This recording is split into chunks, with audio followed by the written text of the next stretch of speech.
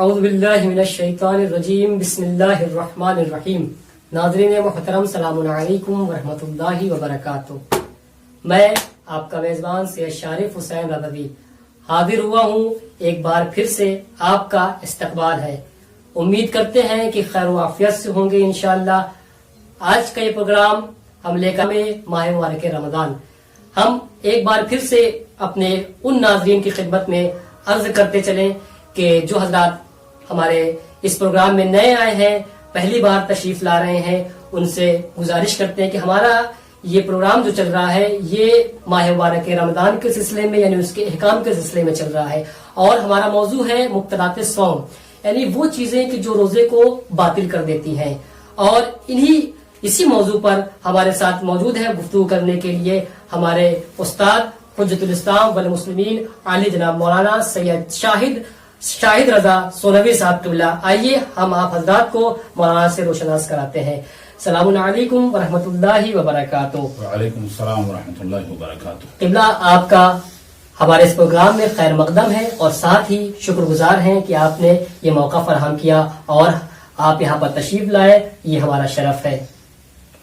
جیسا کہ آپ کے علم میں ہے, مستحضر ہے کہ ہماری گفتگو مسلسل کئی دنوں سے ماہ مبارک میں چلی آ رہی ہے. ہمارا موضوع ہے مسائل ماہ مبارک رمضان, احکام ماہ مبارک رمضان.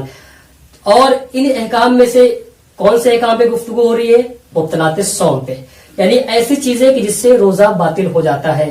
اور اسی طریقے سے ضروری ہے کہ ڈکار لے یا نہ لے, جبکہ اس کو علم ہے کہ اگر ڈکار لے گا تو کوئی چیز اس کے حلق سے اس کے منہ میں داخل ہو سکتی ہے.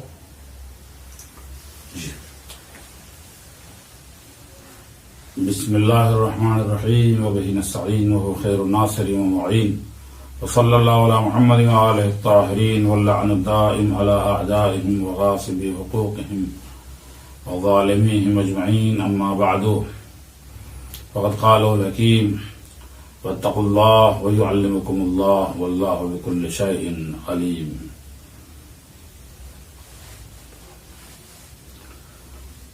مسئلہ بہرحال اچھا مسئلہ ہے. میں آپ کی خدمت میں ہوں, لیکن سوچتا ہوں کہ ایک مرتبہ خود مسئلے کو پڑھا جائے تاکہ تصور جو ہے ہمارے ناظرین کے ذہن میں مسئلے کا آ جائے. کہ اگر روزہ دار کو یقین ہو کہ ڈکار لینے سے کوئی چیز اس کے حلق سے اوپر آ جائے گی, یعنی حلق سے باہر آئے گی, یعنی منہ کی فضا, یعنی اسے کہا جائے کہ ماؤتھ سائڈ میں وہ چیز آ سکتی ہے. اگر اس طرح ہو کہ اس پر قے کرنا صادق آئے جی, تو یعنی لوگ یہ کہیں کہ اس کو قے ہوئی ہے, یعنی وہ تو جان بوجھ کر ڈکار نہ لے. لیکن اگر اس کا یقین نہ ہو تو کوئی حرج نہیں ہے, یعنی یہ ڈکار لینے میں بھی کوئی حرج نہیں ہے. یعنی اس کو یہ علم نہیں ہے, یقین نہیں ہے کہ اگر میں نے ایسا کام انجام دیا تو اس سے پتا ہے کہ کچھ نہیں منہ میں حلق سے اوپر کوئی چیز آ جائے گی, اس کے بارے میں یقین نہیں ہے. احتمال بھی اگر دے رہا ہے تب بھی اس کا روزہ باطل نہیں ہوگا, اور اس کے اوپر جب روزہ ہی باطل نہیں ہوگا تو پھر کفارہ بھی نہیں ہوگا, روزے کے تمام کرنے کی بات بھی نہیں آئے گی, یعنی اس کا روزہ صحیح ہے بلا اشکال. جی شکریہ. اور اسی سے متعلق ایک اور سوال ہے کہ اگر روزے دار کے منہ میں کوئی چیز آ جائے, ایسی صورت میں ضروری ہے, جیسا کہ مسئلہ ہے کہ ضروری ہے کہ وہ چیز فوراً الٹ دے, یعنی کہ جو ہے باہر تھوک دے. لیکن اگر بے اختیار اس کے اندر وہ چیز چلی جاتی ہے تو ایسی صورت میں روزے کا کیا حکم ہے؟ جی عرض کر رہا ہوں, مناسب ہے جی ناظرین تاکہ جانیں اور خصوصاً ہمارے جوان اس سے فائدہ اٹھائیں.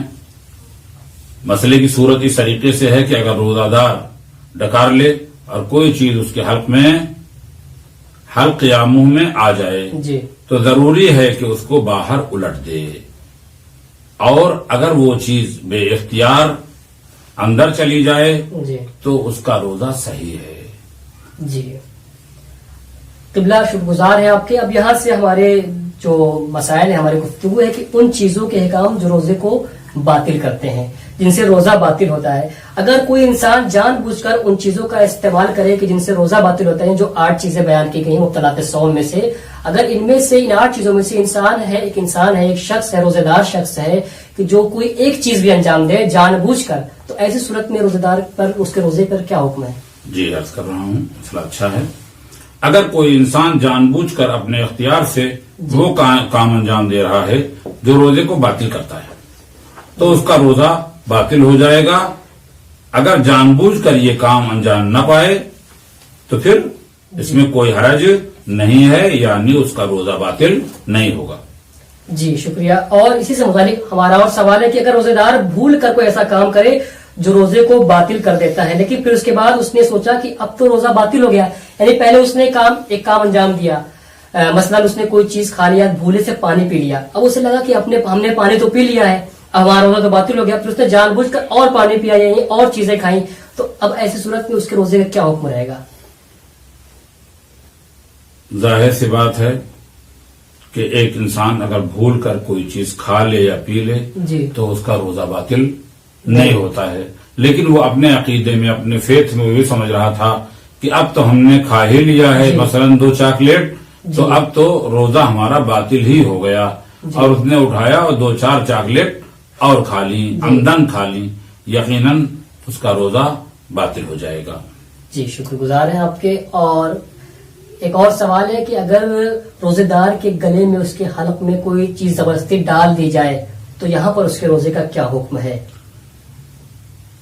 اگر روزہ دار کے منہ میں زبردستاً یا زبردستی کے طور پر اجباری طور پر کوئی چیز اگر اس کے منہ میں زبردستی ڈال دیا اس کے حلق میں، تو حلق میں ڈالنے سے اس کا روزہ باطل نہیں ہوتا ہے۔ جی لیکن اگر کسی انسان نے مجبوری میں یعنی اس کے حلق میں نہیں ڈالا ہے، بلکہ وہ سامنے والا شخص ہے جو سامنے والے شخص کو روزے دار کو مجبور کر رہا ہو کہ یہ چیز کھاؤ ورنہ تمہاری جان کا نقصان ہوگا یا تمہارے مال کا نقصان ہوگا، تو ایسی صورت میں روزے دار وہ چیز کھا رہا ہے یا پی رہا ہے، اپنے روزے کو توڑ رہا ہے، تو اب یہاں پر اس کے روزے کا کیا حکم رہے گا؟ بہت اچھی شرح ہے، ناظرین کی خدمت خصوصاً جوان کی خدمت میں ہوں کہ ایسی صورت میں جب یہ کہا جا رہا ہے یعنی تہدید اور دھمکی دی جا رہی ہے کہ اگر تم نے روزہ نہیں توڑا تو تمہارا کوئی بہت بڑا مالی نقصان کر دیں گے، یا اگر تم نے روزہ نہیں توڑا تو تمہارا جانی نقصان کر دیا جائے گا۔ اب ایسی صورت میں اس نے اپنا روزہ جان بچانے کی خاطر اور مال کو محفوظ کرنے کی خاطر اپنا روزہ توڑ لیا، تو ایسی صورت میں چونکہ اس نے اپنے اختیار اور اپنے ہاتھ سے روزہ توڑا ہے، لہذا اس کا روزہ تو باطل ہو جائے گا لیکن اس پر کوئی کفارہ نہیں آئے گا۔ اس کا مطلب یہ ہے کہ وہ ماہ رمضان کے بعد ایک دن کا روزہ الگ سے رکھ لے گا۔ جی شکریہ آقا۔ اور اسی سے متعلق ہمارا ایک اور سوال آپ سے یہ ہے کہ اگر کیا روزے دار شخص کو چاہیے کہ وہ ایسی جگہ پر جائے کہ جہاں پر اسے مجبور کیا جائے کہ روزے کو باطل کرو یا اسے کوئی زبردستی چیز کھلائی جائے، کیا وہاں پر ایسے شخص کو جانا چاہیے روزے دار شخص کو؟ اس مقام پر بھی مراجع کرام کہتے ہیں کہ ایسے مقام پر نہیں جانا چاہیے روزہ دار کو جہاں پر زبردستی اس کا روزہ توڑوا دیا جائے گا یا اس کے ساتھ دھمکی کے ساتھ جو ہے وہ زبردستی کی جائے گی۔ جی اور جب اس کا جاننا جو ہے وہ صحیح نہیں ہے تو پھر ایسی صورت میں اگر گیا اور اس کے ساتھ یہ کیا گیا اور جانتا تھا کہ ایسا ہوگا تو اس کا روزہ باطل ہو جائے گا۔ جی یعنی اگر جانتا ہے روزے دار کہ اگر میں فلاں جگہ پہ جاؤں گا تو ایسا ہو جائے گا میرے ساتھ، تو اس پہ واجب ہے کہ وہاں پر نہ جائے۔ جی شکر گزار ہیں آپ کے۔ اور یہاں سے ایک اور بحث ہماری نئی شروع ہوتی ہے کہ روزے دار کے لیے کچھ چیزیں مکروہ ہیں، اور چند چیزیں مکروہات میں سے روزے دار کے لیے وہ کون کون سی چیزیں ہیں کہ جو ایک روزے دار کے لیے مکروہ ہیں؟ جی بسم اللہ الرحمن الرحیم۔ جہاں تک کہ ابھی تک یہ باتیں ہم نے آپ کو بتائیں تو ہر ایک ذہن میں بھی ایک چوک ہونے لگتی ہے کہ اب پھر یہ تو باطل کرنے والی چیزیں تو معلوم ہو گئی ہیں، اس کے بعد اور اس کے احکام کیا ہیں؟ تو یہاں پر وہ چیزیں جن سے جو روزے میں کراہت رکھتی ہیں، مکروہ ہیں، جی اس کو بھی مراجع کرام نے اس طریقے سے کہا ہے کہ اگر روزہ دار جو ہے چند چیزیں ایسی ہیں کہ ان کو اگر استعمال کر لے تو ان کا روزہ مکروہ ہو جاتا ہے، یعنی ان کا ثواب کم ملتا ہے، اقل ثواباً۔ اب ایسی صورت میں کہہ رہے ہیں تو کیا پہلی چیز میں انڈیکس وار آپ کی خدمت میں عرض ہوں، پہلی چیز یہ ہے کہ آنکھ میں دوا کوئی آدمی دن دہاڑے یعنی روزے کے عالم میں دوا ڈالتا ہے تو چونکہ معصومین نے منع کیا ہے ایسا کام کرنے سے اور دوا وہ ڈال رہا ہے، تو یہاں پر ان روایات کے سلسلے میں جب بحث اور تحقیق کی گئی تو معلوم یہ ہوا کہ یہ روایت جو ہیں وہ کراہت پر دال ہیں، کراہت کو ثابت کرتی ہیں، اس سے حرمت ثابت نہیں ہوتی ہے۔ اور اسی طریقے سے سرما لگانا، اگر ایک روزہ دار اپنے آنکھ میں سرما لگاتا ہے جی تاکہ اس کی آنکھ میں اگر جو کیچڑ یا مثلا جو اور مشکل ہے، گرد و غبار ہے، وہ صاف ہو جائے اور اس کی آنکھ کا درد بھی ختم ہو جائے، تو کہہ رہے ہیں یہی حکم اس کا بھی ہے، یعنی مکروہ ہے۔ اور کہہ رہے ہیں کہ تب کریں، یہ بھی کنڈیشن اس میں بھی ہے، جبکہ مزہ یا بو حلق تک نہ پہنچے۔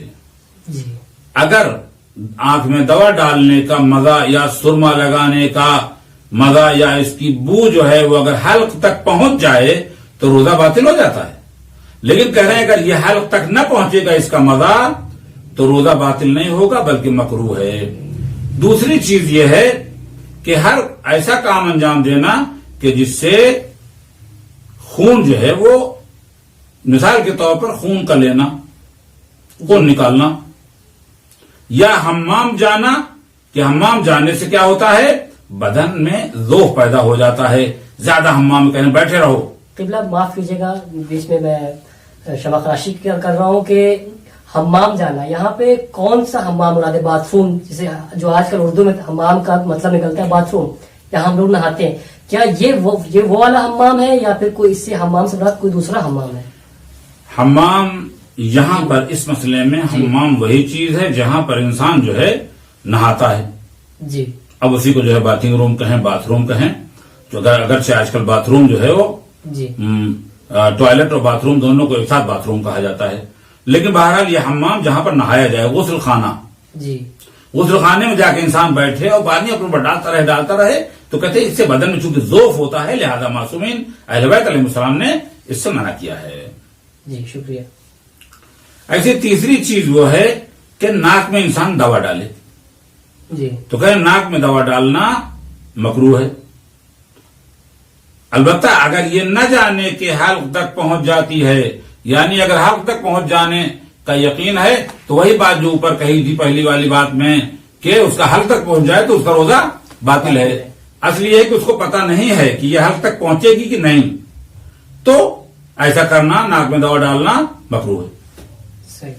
اور اسی طریقے سے بعض اوقات ہمارے ہاں عوام میں ایسا ہوتا ہے، یہ شبہ ہوتا ہے کہ مولانا صاحب عطر نہیں لگائیے گا، جی تو یہاں پر میں جو ہے ایک بات کی وضاحت کرنا چاہتا ہوں کہ جو چیز مکروہ ہے وہ خوشبودار گھاسوں جی کا سونگھنا مکروہ ہے۔ یعنی کوئی مخصوص گھاس ہے جو عطر لگانا تو خود اہل بیت علیہ السلام نے عطر خریدنے کی سفارش کی ہے، عطر لگانے کی سفارش کی ہے، جی۔ قطعاً یہ ایک شبہ ہے جو مناسب نہیں ہے کہ عطر نہیں لگانا چاہیے، جی، جی۔ عطر لگانا چاہیے، عطور بہرحال وہ صحب ہے، اور وہ چیز جو مکروہ ہے وہ یہ ہے کہ خوشبودار گھاسوں کو سونگھے انسان، ناک تک لے کے آئے اور ان کو سونگھے، جی یہ مکروہ ہے۔ یہ مکروہ ہے۔ اسی طریقے سے پانچویں چیز کہہ رہے ہیں کہ کوئی خاتون جا کے پانی میں بیٹھے تاکہ ان کو سکون ملے، جی تو کہہ رہے ہیں یہ بھی مکروہ کراہت کا باعث ہے، اس میں بھی ثواب کم ہو جاتا ہے، حرام نہیں ہے جی لیکن ثواب کم ہو جاتا ہے۔ اور اسی طریقے سے شیاف استعمال کرنا، جی شیاف یعنی شیاف استعمال کرتے ہیں، بچوں وغیرہ کو دیکھا ہوگا کہ ان کے مقعد میں یعنی پاخانے کے مقام پر شیاف لگا دیا جاتا ہے تو ان کے بدن کا ٹمپریچر کم ہو جاتا ہے، ہاں جی اور ایسا بزرگوں کے لیے بھی اس طریقے کا احتمال ہے۔ جی تو شیاف لینے سے کیا ہے روزہ مکروہ ہو جاتا ہے، یعنی ثواب کم ملے گا۔ صحیح۔ اور انسان جو بدن پر اپنے کپڑے پہنا رہتا ہے، بار بار گرمیوں کے موسم کا اگر روزہ کسی کا جو ہے اگر احساس کر سکتا ہو کہ کتنی تپش ہوتی ہے بدن میں، اب وہ جو کپڑا پہنے ہوئے اس پر پانی مار رہا ہے، اپنے کو بار بار تر کر رہا ہے، تو کہہ رہے ہیں یہ مکروہ ہے۔ ایسی دانت نکلوانا، جی آٹھویں چیز یہ ہے کہ انسان اپنا دانت نکلوائے اور ہر وہ کام کروانا، یعنی ہر وہ کام کروائے جس سے دانت سے خون نکل آئے، تو کہہ رہے ہیں یہ مکروہ ہے. اور اسی طریقے سے کہتے ہیں کہ تر لکڑی سے مسواک کرنا یہ بھی مکروہ ہے روزے کے عالم میں. جی جی تر روزے سے مسواک کرنا مکروہ ہے.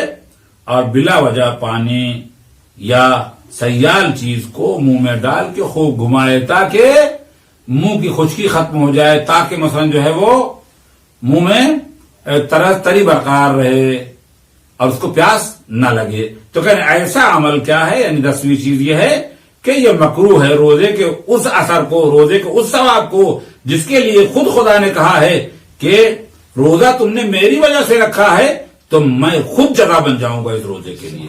وصلی اللہ علی محمد وعلی آلہ. بہت شکر گزار ہیں آپ کے حضور کہ آپ نے اتنے بہترین انداز میں، اتنے احسن طریقے سے آپ نے جوابات عنایت فرمائے، اور امید کرتے ہیں کہ ناظرین کو بھی پسند آئے ہوں گے. یہ ہم سب پر فرض ہے، ہم سب پر واجب ہے کہ شریعت کے ان مسائل کو سمجھیں، پڑھیں. جس طریقے سے تقلید واجب ہے، اگر ہم تقلید کرتے ہیں کسی مرجع کی، کسی بھی مراجع کرام میں سے کسی بھی مرجع کی، تو ہم پر واجب ہے کہ ان کے مسائل سے آگاہ ہوں. یعنی کیا چیزیں ہمارے اوپر مکروہ ہے، کیا چیزیں حرام ہے، کن چیزوں کا انجام دینا واجب ہے، یہ واجب ہے ہم پر. اگر جس طریقے سے تقلید واجب ہے، ایسا نہیں ہے کہ ہم نے جو ہے آغا سستانی حفظ اللہ کی تقلید کر لی ہے تو بس تقلید کر لی، ایک واجب ادا کر دیا. نہیں، بلکہ اگر آپ نے تقلید کی ہے تو ہم پر یہ فرض ہے کہ ان کے مسائل سے آشنا ہو. یعنی کیا شریعت میں ان کے فتوے کے مطابق، آغا کے فتوے کے مطابق کیا حرام ہے، کیا حلال ہے، کیا واجب ہے، کیا مستحب ہے.